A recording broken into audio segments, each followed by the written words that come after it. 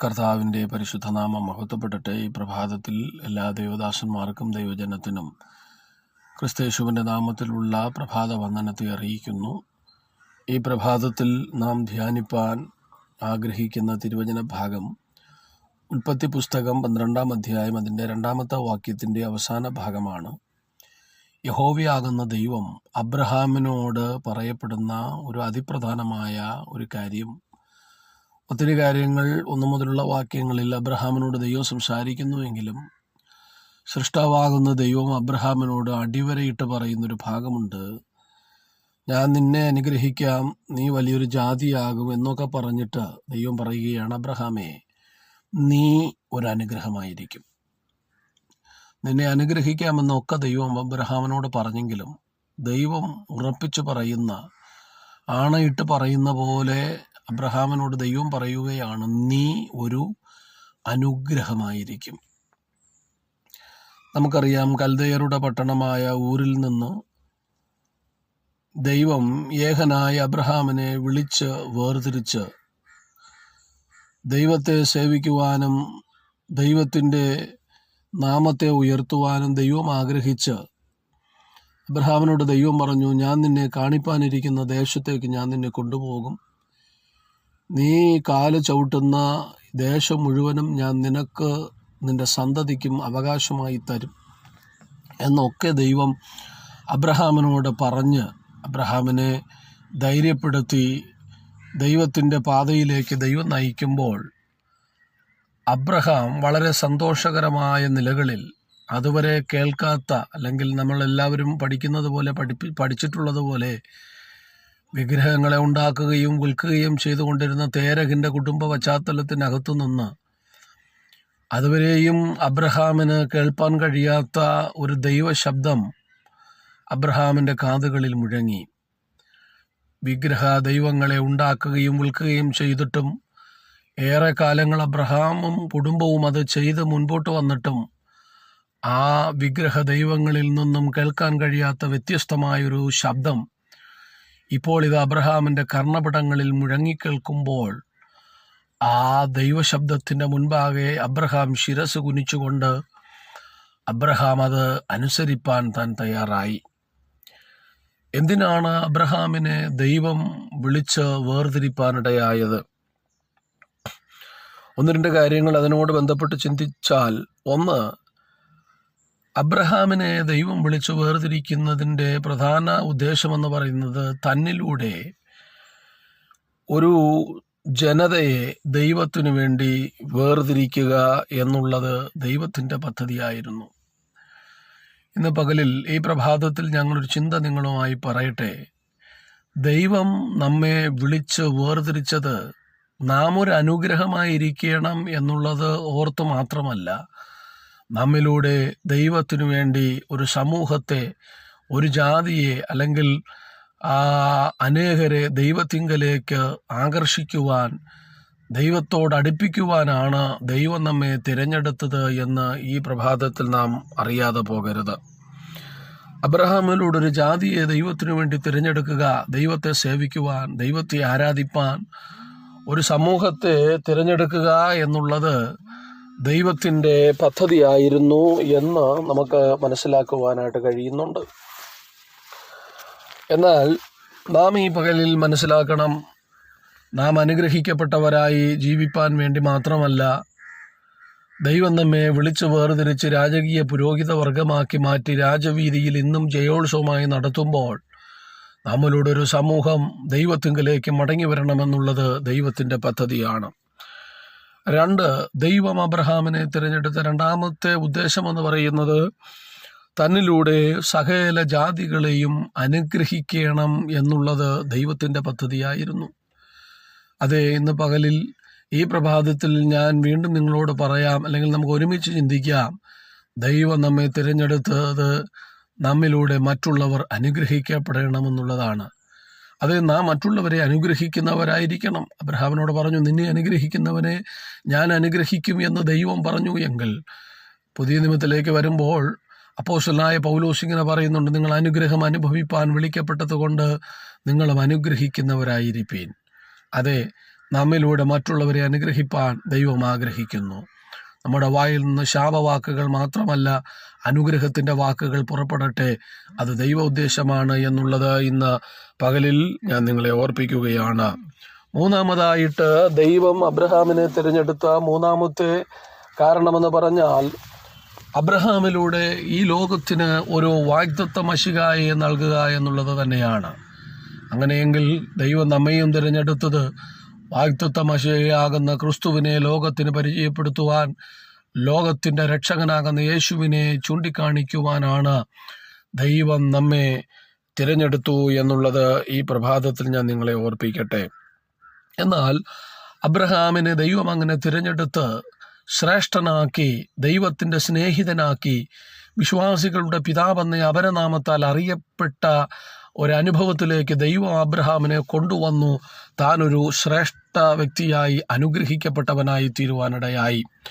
Abraham അനുഗ്രഹിക്കപ്പെട്ടതിൻ്റെ ചില കാരണങ്ങളുണ്ട്. 12-ാം അധ്യായത്തിൽ നാം വായിക്കുമ്പോൾ 1-ാമത്തെ വാക്യത്തിലേക്ക് കടന്നു വരുമ്പോൾ, അബ്രഹാമിനോട് അരുളി ചെയ്തതെന്തെന്നാൽ, ഒന്ന്, അബ്രഹാമിന് ദൈവശബ്ദമുണ്ടാകുന്നു. അബ്രഹാം ദൈവശബ്ദം പ്രാപിച്ചു, ദൈവശബ്ദം കേട്ടു. അബ്രഹാം അനുഗ്രഹമായി തീർന്നതിൻ്റെ ഒരു ഘടകമെന്ന് പറഞ്ഞാൽ അബ്രഹാമിന് ദൈവശബ്ദമുണ്ടായിരുന്നു. നമുക്കറിയാം, ഉൽപ്പത്തി പുസ്തകത്തിൽ അബ്രഹാമിൻ്റെ ചരിത്ര പശ്ചാത്തലങ്ങൾ കുടികൊള്ളുന്ന ഏത് വേദഭാഗങ്ങൾ എടുത്തു പഠിച്ചാലും അവിടെയെല്ലാം ദൈവത്തിൻ്റെ ശബ്ദം കൃത്യമായി ദൈവത്തിൽ നിന്നും കേട്ട് അനുഗ്രഹിക്കപ്പെട്ട, അല്ലെങ്കിൽ കേട്ട് കാൽച്ചുവടുകൾ മുന്നിലേക്ക് വെച്ച് യാത്ര പുറപ്പെട്ടൊരു അനുഗ്രഹീത ഭക്തനാണ് അബ്രഹാം. ഈ പകലിൽ ദൈവശബ്ദമുള്ളവരായി, ദൈവത്തിൻ്റെ വാക്കുകൾ കേൾക്കുവാൻ ചെവിയുള്ളവരായി, ദൈവം സംസാരിക്കുമ്പോൾ ശമൂവേലിനെ പോലെ അരുളി ചെയ്യണമേ, അടിയൻ കേൾക്കുന്നു എന്ന് പറയുവാൻ ഞാനും നിങ്ങളും തയ്യാറാകുന്നു എങ്കിൽ, ദൈവശബ്ദം ദൈവത്തിങ്കൽ നിന്ന് നേരിട്ട് അബ്രഹാം പ്രാപിച്ചതുപോലെ, ഏലിയാവ് പ്രാപിച്ചതുപോലെ, മറ്റനേക ദൈവദാസന്മാർ ദൈവശബ്ദം നേരിട്ട് കേട്ട് അവരുടെ ജീവിതയാത്ര തുടരുവാനിടയായിട്ടുണ്ട്. അങ്ങനെയെങ്കിൽ അപ്രകാരം നമ്മുടെ ജീവിതയാത്രയിലും ദൈവശബ്ദം കേട്ടാണ് നാം വിശ്വാസ ജീവിതത്തിൻ്റെ കാൽച്ചുവടുകൾ മുന്നിലേക്ക് എടുത്തു വയ്ക്കുന്നു എങ്കിൽ, കാൽവറിയുടെ ദർശനം നമ്മുടെ മുന്നിലുണ്ട്. തളർന്നു പോകാതെ വിശ്വാസത്തിൻ്റെ നായകനും പൂർത്തി വരുത്തുന്നവനുമായ യേശുവിനെ നോക്കിക്കൊണ്ട് നാം ഒരു അനുഗ്രഹമായി തീരുവാൻ, ദൈവം ആഗ്രഹിക്കുന്ന നിലകളിൽ എത്തപ്പെടുവാനും ഇടയാകും. കർത്താവിൻ്റെ വേലയിൽ വർദ്ധിച്ചു വന്ന് അനേകരുടെ നടുവിൽ യേശു ജീവിക്കുന്ന ദൈവമെന്നും അവ ലോകത്തിൻ്റെ മശിഹയാകുന്നു എന്നും വെളിപ്പെടുത്തുവാൻ നമുക്കിടയാകും. നാം ദൈവശബ്ദമുള്ളവരായി മാറട്ടെ. അബ്രഹാം ഒന്ന്, ദൈവശബ്ദമുണ്ടായി. 2, 4-ാം വാക്യത്തിലേക്ക് കടന്നു വരുമ്പോൾ അവിടെ നമ്മൾ ഇങ്ങനെ വായിക്കുന്നു, യഹോവ തന്നോട് കൽപ്പിച്ചതുപോലെ അബ്രഹാം പുറപ്പെട്ടു. 2, അബ്രഹാം അനുഗ്രഹമായി തീർന്നതിൻ്റെ രണ്ടാമത്തെ കാരണം ദൈവകൽപ്പന അനുസരിക്കുന്നവനായിരുന്നു. ദൈവം കൽപ്പിച്ചതുപോലെ അബ്രഹാം ചെയ്തു, ദൈവം കൽപ്പിച്ചതുപോലെ അബ്രഹാം നടന്നു, ദൈവം കൽപ്പിച്ചതുപോലെ അബ്രഹാം ജീവിച്ചു. അബ്രഹാമിൻ്റെ വിശ്വാസ ജീവിതയാത്ര മുഴുവനും ദൈവശബ്ദം കേട്ട് ദൈവകൽപ്പന അനുസരിച്ചുകൊണ്ടുള്ളതായിരുന്നു. ഏത് ഭാഗം എടുത്ത് പഠിച്ചാലും ഉൽപ്പത്തി 22-ൽ അബ്രഹാം നേരിട്ട ജീവിതത്തിൻ്റെ ഏറ്റവും വലിയ പരീക്ഷയാണ് 22-ാം അധ്യായം.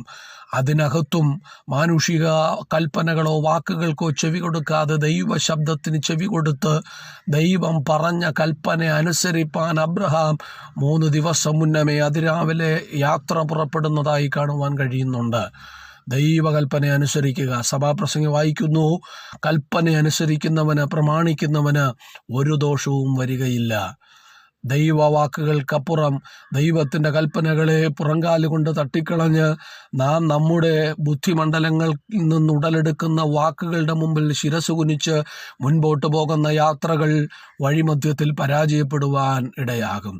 അതുകൊണ്ട് ഈ പ്രഭാതത്തിൽ അബ്രഹാം ഒരു അനുഗ്രഹമായി തീർന്നതിൻ്റെ പിന്നിലുള്ള രണ്ടാമത്തെ കാരണം, അബ്രഹാം ദൈവത്തിൻ്റെ കൽപ്പനകളെ അനുസരിക്കുന്നവനായിരുന്നു. സംഘടനകളുടെ വാക്കുകൾ, മാനുഷിക വാക്കുകൾ കേട്ട് യാത്ര മുൻപോട്ട് നയിക്കുന്നു എങ്കിൽ അമ്പേ പരാജയപ്പെടുവാൻ സാധ്യതയുണ്ട്. ഈ ലോക ജീവിതത്തിൽ ഒരു ദൈവഭക്തന് അനുകൂല സാഹചര്യങ്ങളല്ല വെളിപ്പെടുന്നത്. മാനുഷികമായും പൈശാചികമായും സംഘടനാപരവുമായും എതിർപ്പുകളും പ്രതികൂലങ്ങളും തല ഉയർത്തി നിന്ന് നമ്മെ കീഴടക്കി സുവിശേഷ പോർക്കളത്തിൽ തകർത്തുകളയുവാൻ ശത്രു വെല്ലുവിളിച്ച് ലോകം, ജഡം, പിശാചെന്ന ത്രിത്വശക്തികൾ നമുക്കെതിരായി വെല്ലുവിളി ഉയർത്തി നിൽക്കുമ്പോൾ അതിൻ്റെ നടുവിലും ദൈവകൽപ്പന പ്രമാണിക്കുന്നവന് ഒരു ദോഷവും വരുവാൻ ദൈവം അനുവദിക്കുകയില്ല. അങ്ങനെയെങ്കിൽ നാം ദൈവകൽപ്പന അനുസരിക്കുന്നവരായിരിക്കണം. മൂന്നാമതായി, അബ്രഹാമിൻ്റെ ജീവിതം അനുഗ്രഹിക്കപ്പെട്ടതിൻ്റെ മൂന്നാമത്തെ കാരണം 5-ാം വാക്യത്തിൽ നമ്മൾ വായിക്കുന്നത്, അബ്രഹാം തൻ്റെ ഭാര്യയായ സാറയും കൂട്ടി, അതായത് ഒറ്റ വാക്കിൽ പറഞ്ഞാൽ കുടുംബമായി ദൈവത്തിൻ്റെ മുന്നിൽ ഇറങ്ങി പുറപ്പെടുവാനിടയായി. അബ്രഹാമിൻ്റെ ജീവിതത്തിൽ അബ്രഹാം ദൈവത്തെ ആരാധിപ്പാൻ ഇറങ്ങി പുറപ്പെട്ടത് ഒറ്റയ്ക്കല്ല, അവൻ കുടുംബമായി ഇറങ്ങി പുറപ്പെടുവാനിടയായി. അവൻ കുടുംബമായി ദൈവത്തിന് വേണ്ടി പ്രയോജനപ്പെടുവാനിടയായി. അവൻ ഒറ്റയ്ക്കല്ല ഇറങ്ങിയത്. സമൂഹത്തെ നോക്കിയില്ല, സാഹചര്യങ്ങളെ നോക്കിയില്ല. നമുക്കറിയാം, ദേശത്തെയും ചാർച്ചക്കാരെയും പിതൃഭവനത്തെയും വിട്ട് പുറപ്പെട്ട് അബ്രഹാം തൻ്റെ ഭാര്യയെയും ചേർത്ത് പിടിച്ചുകൊണ്ട് കുടുംബമായി ദൈവത്തിന് വേണ്ടി ഇറങ്ങി പുറപ്പെടുവാനിടയായി. ദൈവദാസന്മാരെ, നമ്മെ ദൈവം കുടുംബം നൽകി ഈ ജീവിത കാലയളവിൽ നിലനിർത്തിയിരിക്കുന്നത് കുടുംബമായി കർത്താവിൻ്റെ വേലയിൽ വർദ്ധിക്കുവാനാണ്, കുടുംബമായി ദൈവവേലയിൽ ശോഭിക്കുവാനാണ്.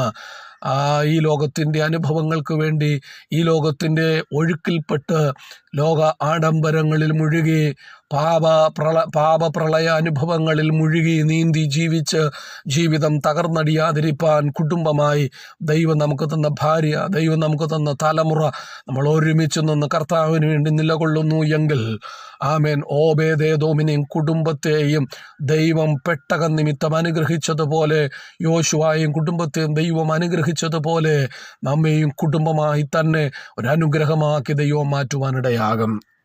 അടുത്ത ഭാഗത്തേക്ക് വരുമ്പോൾ, അബ്രഹാം ദൈവം അനുഗ്രഹമാക്കി തീർത്തതിൻ്റെ അടുത്ത കാരണം 8-ാം വാക്യം വായിക്കുന്നു. ബേതേലിന് കിഴക്കുള്ള മലയ്ക്ക് പുറപ്പെട്ട് ബേതേൽ പടിഞ്ഞാറ് ഹായ് കിഴക്കുമായി കൂടാരമടിച്ചു. അവിടെ അബ്രഹാം യഹോവയ്ക്ക് ഒരു യാഗപീഠം പണിതു. 7-ാം വാക്യം വായിക്കുമ്പോൾ അവിടെ ഒരു യാഗപീഠം പണിതു എന്ന് കാണുന്നു. അബ്രഹാമിൻ്റെ അടുത്ത പ്രത്യേകത തന്നെ അനുഗ്രഹമായി എവിടെ ചെന്നാലും യാഗപീഠം പണിയുന്നൊരു സ്വഭാവം. അബ്രഹാം പോയാലും, അബ്രഹാം അവിടെ നിന്ന് യാത്ര പുറപ്പെട്ട് മറ്റൊരിടത്തേക്ക് പോയാലും, അബ്രഹാം പാർത്ത ഇടങ്ങളിലൊക്കെയും ദൈവത്തെ ആരാധിപ്പാൻ ഉള്ളൊരു ഓർമ്മ സ്തംഭമായി യാഗപീഠങ്ങളെ അബ്രഹാം പണിയുമായിരുന്നു. എവിടെ ചെന്നാലും ആരാധിപ്പാനുള്ള ആ വാഞ്ച, എവിടെ ചെന്നാലും അബ്രഹാം ആദ്യം ചെയ്യുന്നത് ദൈവത്തിനൊരു യാഗപീഠം പണിയുക എന്നുള്ളതാണ്.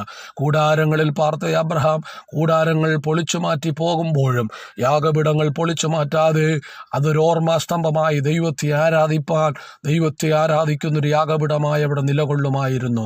ഇന്ന് പകലിൽ ഞാൻ ഓർപ്പിക്കാം, നമ്മുടെ ജീവിത നാളുകളിൽ എവിടെയും ആരാധിപ്പാൻ നാം സന്നദ്ധരായി തീരണം. ആരാധനയുടെ അനുഭവം നമ്മുടെ ജീവിതത്തിൽ ഉണ്ടെങ്കിൽ നാം ഒരു അനുഗ്രഹമായി തീരുവാൻ തക്കവണ്ണം ഇടയാകും.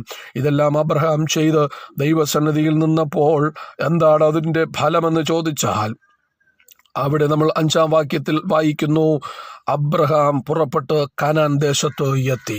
ഒരക്ഷരികമായൊരു കനാൻ അബ്രഹാമിൻ്റെ മുമ്പിൽ ഉണ്ടായിരുന്നു. എന്നാൽ കാണിപ്പാനിരിക്കുന്നൊരു ദേശം ദൈവം അബ്രഹാമിന് വാഗ്ദത്തം ചെയ്തു. എന്നാൽ ഈ പകലിൽ ഞാൻ നിങ്ങളെ ഓർപ്പിക്കാം, കൈപ്പണിയല്ലാത്തൊരു നിത്യ നഗരം ദൈവം നമുക്ക് വേണ്ടി വാഗ്ദത്തം ചെയ്തിട്ടുണ്ട്. അതെ, അവിടേക്ക് പോകുവാൻ യാത്ര കൊണ്ട് യാത്രയിലായിരിക്കുന്ന ദൈവദാസന്മാരെ തളർന്നു വീഴാതെ ഓടുവാൻ, ക്ഷീണിച്ചു പോകാതെ നടക്കുവാൻ, ആത്മശക്തി ഏറ്റെടുത്തുകൊണ്ട് പ്രാർത്ഥനയിലും വചനധ്യാനത്തിലും ആരാധനയിലും ദൈവവചന പ്രകാരം വിശുദ്ധിയിലും വേർപാടിലും ഉപദേശങ്ങളുടെ മുമ്പിൽ അതനുസരിച്ചുകൊണ്ട് നമ്മുടെ കാൽച്ചുവടുകളെ മുന്നിലേക്ക് വെച്ച് മുൻപോട്ട് പോകുന്നു എങ്കിൽ ദൈവം വാഗ്ദത്തം ചെയ്തിരിക്കുന്ന ആ സ്വർഗീയ കനാനിൽ നമുക്ക് എത്തപ്പെടുവാനിടയാകും. കർത്താവ് പറഞ്ഞിതാ, ഞാൻ സ്ഥലമൊരുക്കുവാൻ പോകുന്നു, ഞാൻ പോയി സ്ഥലമൊരുക്കിയാൽ ഞാൻ ഇരിക്കുന്ന ഇടത്ത് നിങ്ങളെയും ഇരുത്തും. അതേ, കൈപ്പണിയല്ലാത്തൊരു നിത്യഭവനം നമുക്ക് വേണ്ടി ഒരുക്കുന്നുണ്ട്. അബ്രഹാം തൻ്റെ തലമുറയോടും പിതാക്കന്മാരോടും അബ്രഹാം തൻ്റെ തലമുറയോടും കൂടെ ചേർന്ന് ദൈവം ശില്പിയായി പണി കഴിപ്പിക്കുന്ന നിത്യനഗരത്തിനു വേണ്ടി അബ്രഹാം കൂടാരത്തിൽ പാർത്ത് കാത്തിരുന്നു എങ്കിൽ, താൽക്കാലിക കൂടാരമാകുന്ന ഈ മനുഷ്യ ശരീരത്തിനകത്ത് താമസിക്കുമ്പോൾ, ഈ ലോകത്തിൽ താമസിക്കുമ്പോൾ നാം ഒരു കാര്യം മനസ്സിലാക്കണം, നമുക്കൊരു നിത്യതയുണ്ട്. അതിനുവേണ്ടി നാം നാം ഒരുങ്ങേണ്ടത് അത്യാവശ്യമാണ്. തന്നെത്താൻ ഒരുക്കി കാത്തിരിക്കുന്ന ഒരു മണവാട്ടിയായി, ഒരു കാന്തയായി നാളുകളിൽ കാഹള ശബ്ദം കേൾക്കുവാൻ കാതോർക്കാം. കർത്താവിൻ്റെ വരവ് സമീപമായിരിക്കുന്നു. ഒന്നുകൂടെ പ്രത്യാശയോടുകൂടെ നമ്മെ ദൈവവചനത്തിൻ്റെ മുൻപാകെ സമർപ്പിച്ചുകൊണ്ട് നമുക്ക് മുൻപോട്ട് പോകുവാൻ ഈ തിരുവചനങ്ങളാൽ ദൈവം നമ്മെ സഹായിക്കട്ടെ. ആമേൻ.